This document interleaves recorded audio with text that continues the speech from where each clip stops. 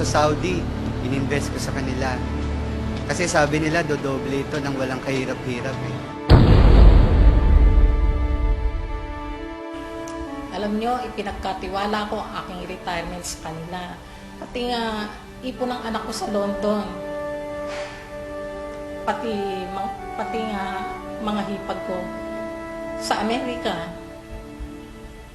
Ikinumbisi ko rin mag-invest sa kanila. Wala rin.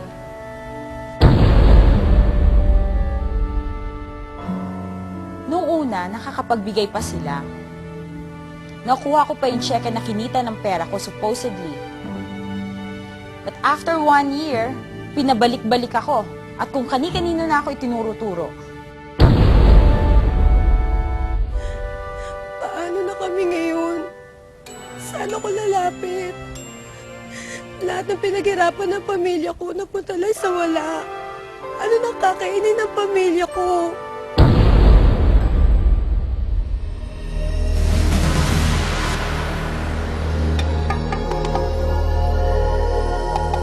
May kumukumbinsi ba sa inyong sumali at magbayad ng malaking registration fee sa isang kumpanya? Wala kayong ibang gagawin kung hindi ang mag-recruit ng maraming tao at sila'y sasali din. At kikita kayo mula sa registration fee o investment ng mga na-recruit ninyo. Mahilig ba kayong magsasali sa mga get-rich-quick ventures o negosyo? Mag-ingat, baka kayo na ang susunod na biktima ng pyramid scams. Marami na sa ating mga kababayan ang nabiktima ng pyramid scams. Milyong-milyong pera ang nawala dahil sa sari-saring pangako ng mga manloloko. At ang mas nakakatakot pa dito ay kadalasan ang mga ordinaryong mamamayan ay napagkakamalan itong isang lehitimong negosyo. Kaya't napaka-importante na matutunan kung anong pagkakaiba ng lehitimong network marketing business sa isang pyramid scam. Sa pyramiding, ang mga kasali ay nag-aalok ng pagkakataong kumita sa pamamagitan ng pagre-recruit lamang ng mga bagong miyembro na handang mag-invest o magbayad ng registration fee para makasali sa naturang negosyo. Ang mabilisang kita ay galing sa puhunan o investment na ibinayad ng mga bagong recruits. Samantala, ang mga bagong recruits ay magkakaroon din ng pagkakataong kumita kung sila'y makaka-recruit din ng iba pa. Ang pyramiding ay illegal sapagkat ito ay likas na mapanlinlang o inherently deceptive. Dahil ang kinikita sa ganitong sistema ay mula lamang sa perang ipinupuhunan ng mga na-recruit at hindi sa pagbebenta ng anumang produkto. Tiyak na darating ang araw na mauubos ang mga maaring ma-recruit. At dahil dito, mahigpit na ipinagbabawal ng Article 53 ng Consumer Act of the Philippines ang paggamit ng anumang pyramiding scheme sa isang negosyo kahit ano pa man ang produktong ibinebenta. Ang Direct Selling Association of the Philippines o DSAP sa pakikipagtulungan sa Department of Trade and Industry ay naglunsad ng isang anti-pyramiding education campaign para sa inyong protection. Gaya ng kahit na anong negosyo, ang layunin ng isang legitimate direct selling o network marketing company ay ang pagbebenta ng kanilang lehitimong produkto. Kaya't ang ibinabayad na komisyon dito ay base sa product sales. Sa isang pyramid scam, ang pangunahing layunin ay ang pagre-recruit ng maraming tao at hindi ang pagbebenta ng produkto.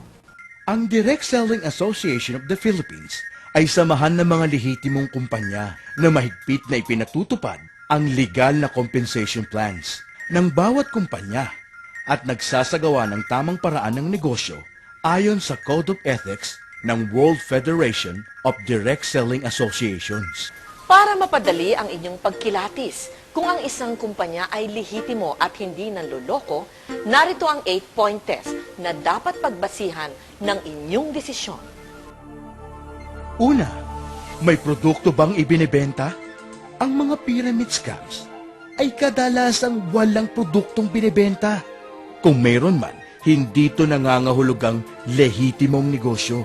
Kailangan pa niyong suriin ang mga puntong sumusunod.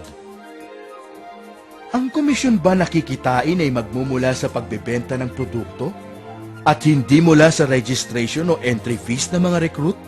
Kung kumikita ka sa pagre-recruit lamang at ang kinikita mo ay galing sa registration fees ng mga recruit mo, mag-ingat ka.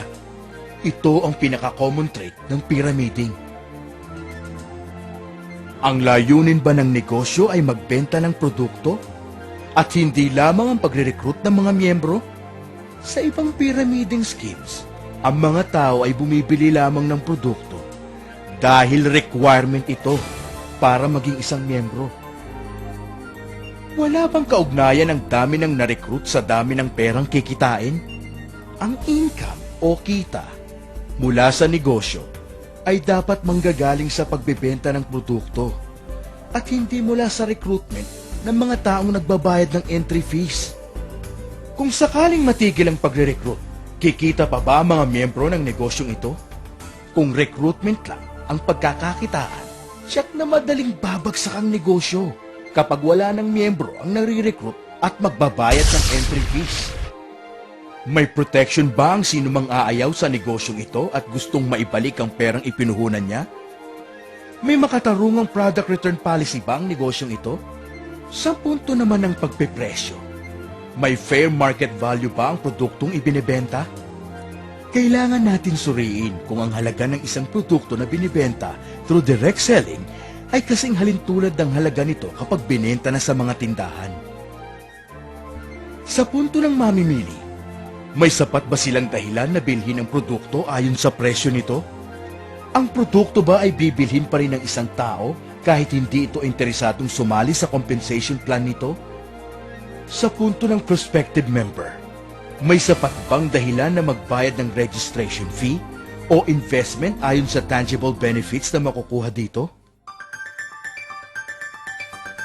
Kung ang sagot ninyo sa lahat ng katanungan ng ating 8-point test ay oo, tiyak na lihitimo ang kumpanyang lumapit sa inyo. Pero, kung ang sagot nyo sa kahit isa ay hindi, naku, mag-ingat. Malamang pyramiding ang negosyong ito. Para makatiyak, sumali lamang sa isang kumpanya na miyembro ng Direct Selling Association of the Philippines o DSAP.